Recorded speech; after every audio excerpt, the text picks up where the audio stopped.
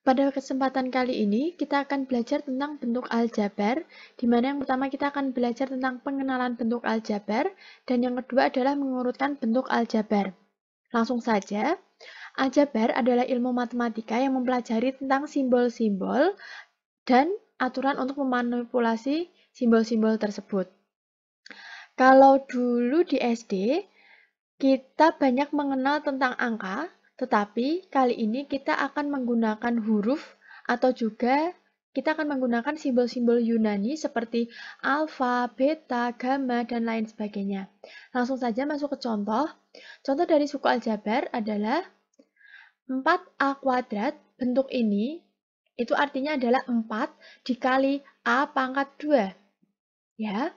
Kemudian kalau ada min 4A pangkat 2B pangkat 3, bentuk dari ini artinya adalah min 4 dikali A kuadrat dikali B pangkat 3. Oke, langsung saja. Selanjutnya, suatu suku aljabar terdiri dari beberapa bagian, yaitu ada koefisien, ada variabel, ada juga konstanta. Sebagai contoh, min 2A pangkat 2, B pangkat 3. Di sini ada negatif 2 dikali A pangkat 2 dikali B pangkat 3. Yang artinya adalah negatif 2 ini merupakan koefisien, kemudian A kuadrat dan B kuadrat ini di sini B pangkat 3, maka ini disebut variabel, yaitu A dan B. Untuk sebagai satu kesatuan, ini dinamakan suku aljabar. Contoh berikutnya adalah 3x pangkat 2, y pangkat 3, z pangkat 5. Kita ketahui bahwa koefisiennya adalah 3, kemudian dia memiliki 3 buah variabel yaitu x, y, dan z. Seperti ini. Ya. Selanjutnya, beberapa suku aljabar bisa dirangkai menjadi suatu bentuk atau bangun aljabar. Contohnya adalah 2x pangkat 2 dikurangi 3y pangkat 3 ditambah 5. Di mana untuk berikutnya, beberapa suku aljabar bisa dirangkai menjadi suatu bentuk atau bangun aljabar.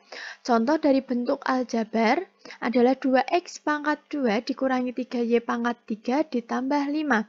Di mana kita ketahui bahwa suku-sukunya dulu kita tulis adalah 2x pangkat 2, negatif 3y pangkat 3, dan positif 5. Di mana setiap suku ada variabel x, y, sedangkan 5 tidak mempunyai variabel. Oke, kemudian koefisiennya itu adalah 2, negatif 3, sedangkan 5 ini adalah konstanta.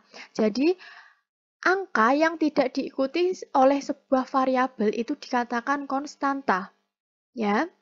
Selanjutnya, mengurutkan bentuk aljabar. Dalam menuliskan suatu bentuk aljabar, biasanya kita akan diminta untuk mengurutkan bentuk aljabar dengan urutan yang sesuai.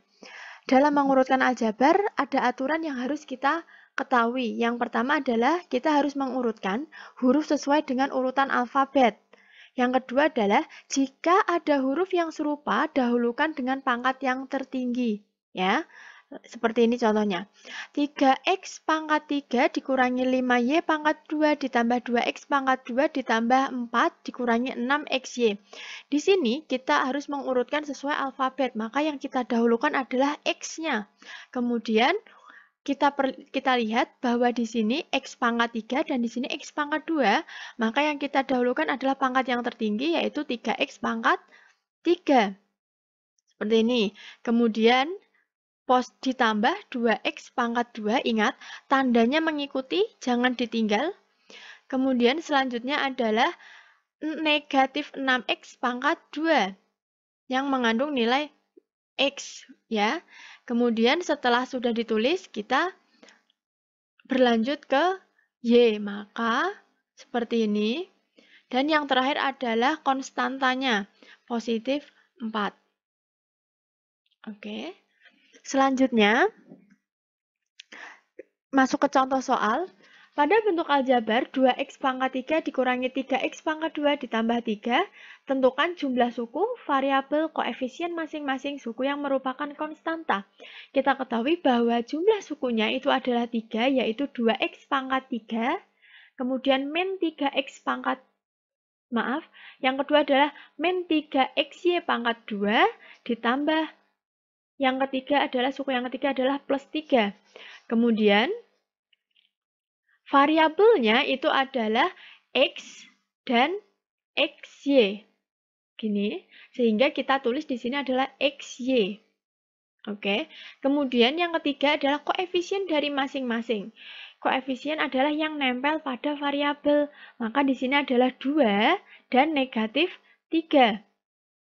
Kemudian, suku yang merupakan konstanta. Konstanta, ingat bahwa konstanta itu tidak memiliki variabel yang tidak diikuti oleh huruf. Maka konstantanya adalah positif 3.